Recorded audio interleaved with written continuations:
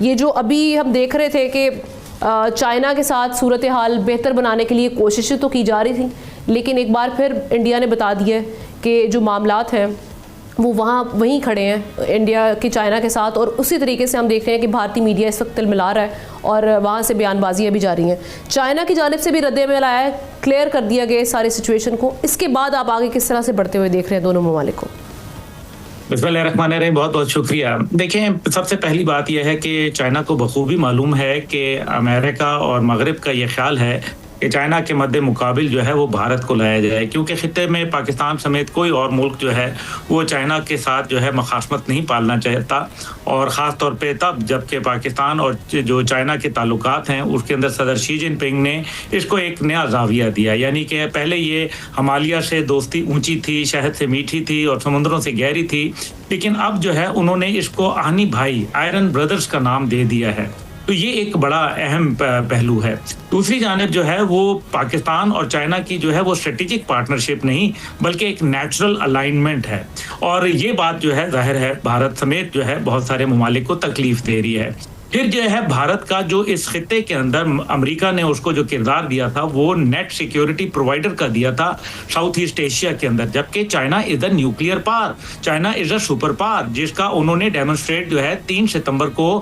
اپنی پریڈ کے اندر جو ہے وہ کر کے دنیا کو ششتر کر کے رکھ دیا اور پیغام دیا واضح کہ دنیا جو ہے اب ملٹی پولر ہو گئی ہے، دنیا جو ہے بائی پولر نہیں رہی اور یا یونی پولر نہیں رہی. اس لیے ایک تو بات یہ ہے. دوسری جانب آپ نے جو اروناچل پردیش کے حوالے سے دیکھیں، وہاں جو ریور ہے اس کے اوپر ایک مسئلہ آ رہا ہے، اور خاص طور پہ جو ہے دریائے برہما پترا جو ہے اس کے اوپر یہ کہا جا رہا ہے کہ جی وہ جو ہے تقریباً 80% ڈرائی ہو جائے گا. اور کیونکہ چائنا کی کوئی ٹریٹی نہیں ہے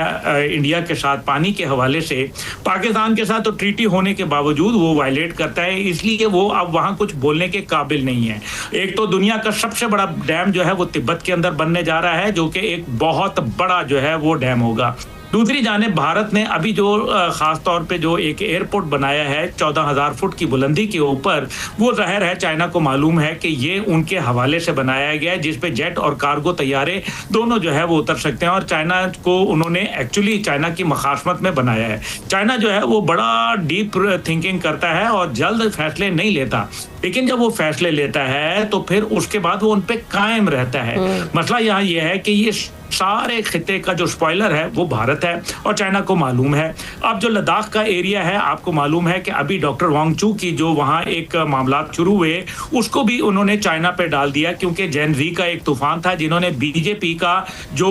سینٹرل آفس تھا اس کو جو ہے وہ لے کے اندر جو ہے جلا دیا تھا، جو لے ان کا کیپٹل ہے. اس کے بعد جو ہے وہ لائن آف ایکچوئل کنٹرول اور لائن آف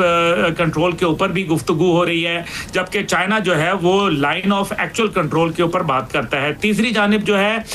چائنا جو ہے اس نے وہاں اپنی جو بریگیڈز ہیں اور اپنی جو ڈویژنز ہیں ان کو جو ہے وہاں انگیج کرنا شروع کر دیا ہے، جو بھارت کے لیے ایک لمحہ فکریہ ہے کیونکہ وہاں عوام بھی ان کے مخالف کھڑی ہو گئی ہے. تیسری جانب جو ایک بڑی انٹرسٹنگ بات ہے وہ ہے کہ آپ دیکھیں کہ چائنا اور جو انڈیا ہے وہ ٹھیک ہے کہ ایس سی او کے حوالے سے جو بھی ان کے تعلقات ہیں، لیکن یاد رکھیں کہ چائنا جو ہے وہ اس نے اپنا جو وزن ہے وہ پاکستان کی طرف رکھا ہوا ہے، اور ان کو معلوم ہے کہ جو افغانستان کے اندر جتنی بھی تباہی ہو رہی ہے اس کے اندر بھارت براہ راست ملوث ہے اور وہ سی پیک کو ڈسٹروائے کرنا چاہتا ہے. اور صدر شی جن پنگ کے جو پیغام ہے بیلٹ اینڈ روڈ انیشیٹو کا، اس کو جو ہے وہ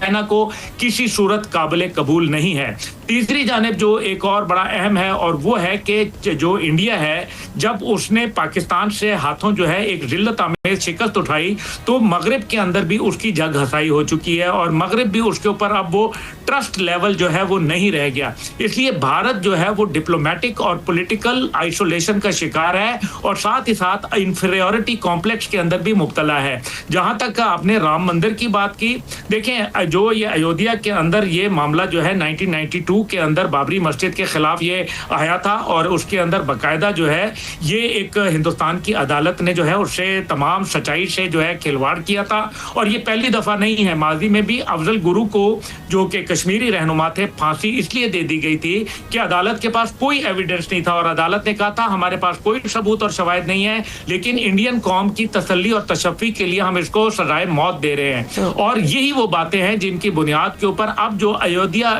یوگی ناتھ ہے, یوگی آدتیہ ناتھ جو ہے, جو کہ اس ٹائم پہ بی جے پی کا ایک ابھرتا ہوا اور آر ایس ایس کا ایک جو ہے ابھرتا ہوا چہرہ ہے, جو کہ نریندر مودی کی انٹرنل پالیٹکس کو چیلنج کر رہا ہے. اور